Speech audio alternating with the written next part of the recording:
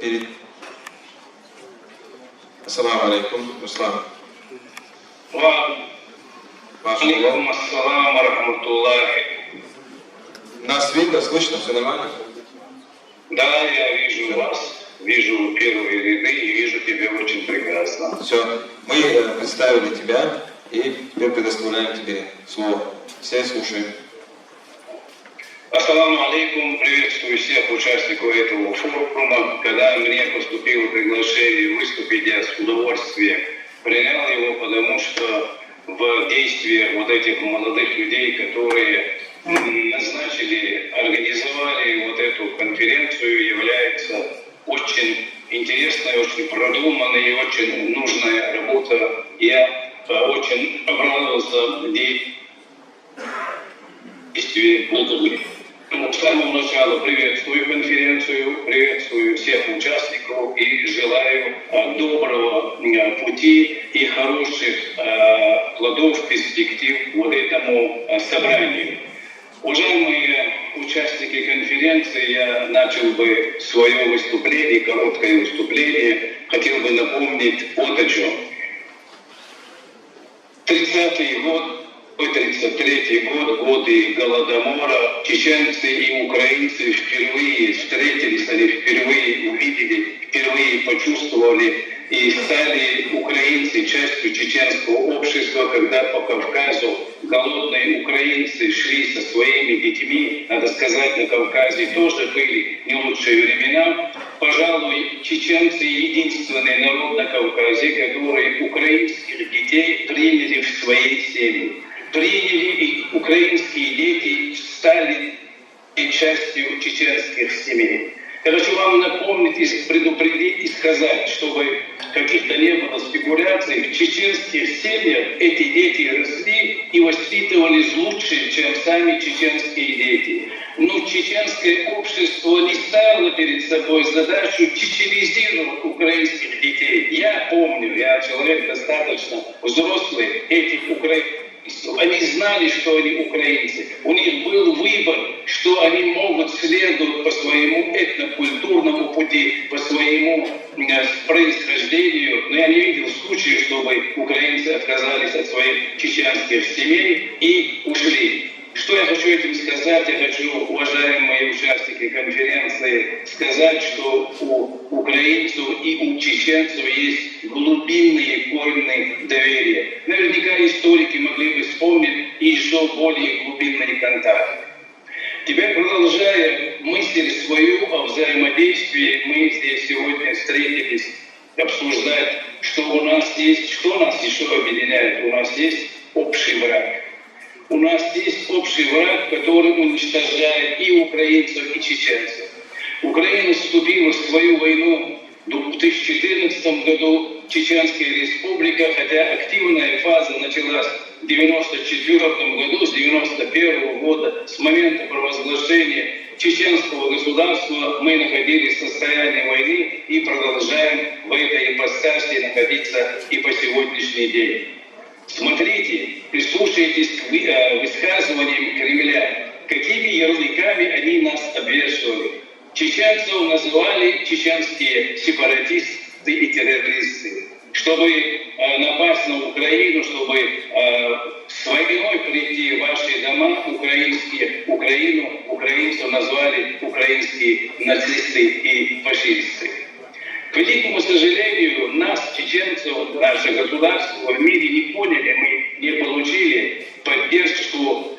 Более того, мир отвернулся от чеченцев, поверив чудовищной клевете и пропаганде России. И более того, отдельные государства, сильные государства финансировали войну против чеченцев. Но мы выстояли. Мы выстояли и никогда и ни при каких условиях мы не соглашались стать частью русского мира. Мы эту проверку прошли с достоинством. И вот то, что сейчас происходит в Чечне, хотя пытаются придать этому некую адную картину, что чеченцы переродились, это в высочайшей степени заблуждение и мы станем свидетелями этого, когда чеченское общество, чеченский народ повторит свою веру идеалам свободы и своей независимости. Продолжая параллели между украинцами и чеченцами, я бы хотел бы вот о чем вам напомнить. Мы помним Бучу, мы и Ирпень, уважаемые участники конференции. Я в своих выступлениях провожу вот какую параллель. Буча – это Самашки 95-го года, когда окружили, убивали, в подвалах сидящих мирных жителей забрасывали гранатами. Буча – это чеченская Самашки, а Ирпень – это чеченская Алды. Вот эти параллели мы можем с вами проводить целый день, мы можем столько много общего найти. И, пожалуй, в современном мире нет таких народов, которые понимали бы друг друга настолько хорошо, чем украинцы и чеченцы. Потому что мы с вами вместе и отхлебнули, и продолжаем находиться вот в этой форме оккупации и нападения с войной, о которой к нам пришла Россия. Уважаемые зрители, уважаемые участники конференции, я хочу вам сказать, вот многим кажется, что война в Чеченской Республике закончилась. Мы и сегодня находимся в состоянии войны. 28 февраля 2023 года в местечке Андреевская долина чеченцы, мирные чеченцы, которые пошли в карьер добыть глину для строительных материалов, обнаружили 10 могил невинно убиенных молодых людей. Исследуя черепа вот этих людей, сразу же было видно вырванные зубы и остальные насильственные действия в отношении вот этих. 28 февраля 2023 год, Андреевская долина, нашли тайное захоронение. К великому сожалению, украинцы, вам еще долго придется в тех местах, где стояли русские, российские войска, вы найдете еще много раз, к сожалению, последствия их пребывания, потому что они оставляют за собой зловещие следы. Они убивают людей. Они убивают самых незащищенных. Они убивают детей, женщин. У них нет жалости. И вот когда сегодня российские демократы бегают по всему миру и говорят, что сейчас проблема России – это Путин, а потом в России придет новая власть, и все будет хорошо, я не доверяю этой концепции. Категорически Россия должна быть полностью уничтожена как государство, и на обломках этого государства, возможно, можно построить другое государство, только сжавшее, как шагреновая кожа, она должна окраина. Но навязывать мы никому ничего не будем, и я думаю, каждый народ определит свою судьбу, и каждый народ, я уверен, попытается убежать от тех последствий того, что исторически столетиями находилось в составе российского государства. Уважаемые друзья, сегодня мы знаем, мои друзья, мои близкие друзья сегодня находятся на фронте, они находятся и сегодня воюют на передовой, и они много делают, чеченцы, чеченские батальоны.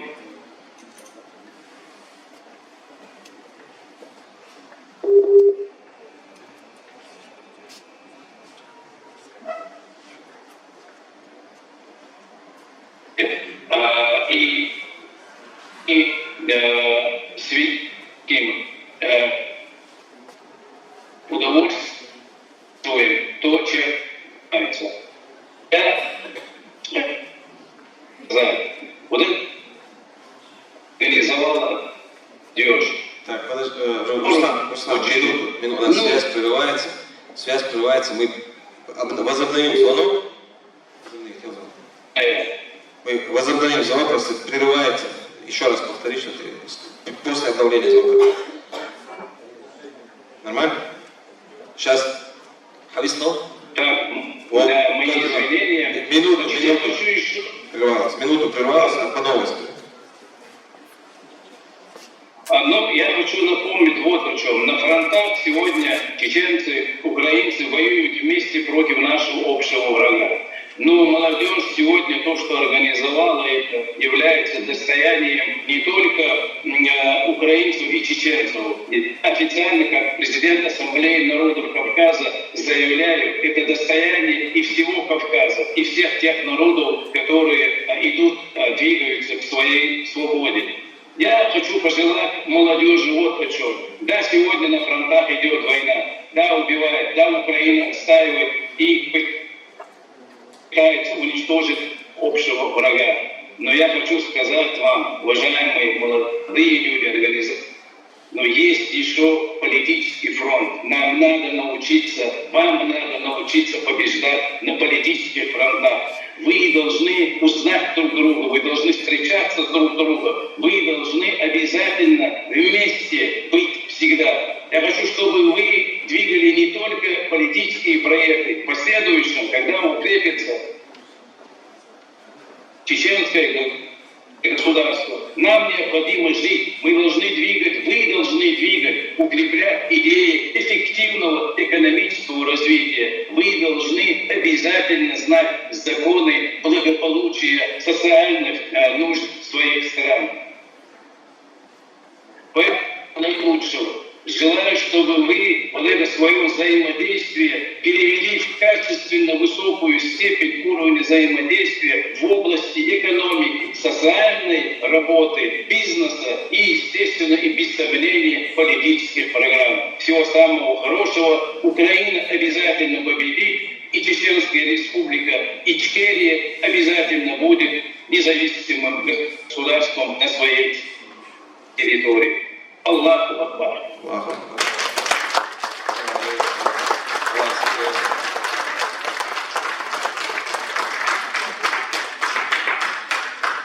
Благодарю Руслана Кутаева за эти близкие, за эти глубокие и теплые слова. Теперь мы переходим к следующему пункту нашей программы. Мы сейчас через онлайн-связь постараемся связаться с нашими бойцами на линии фронта. Представляю вам, сейчас, минуту.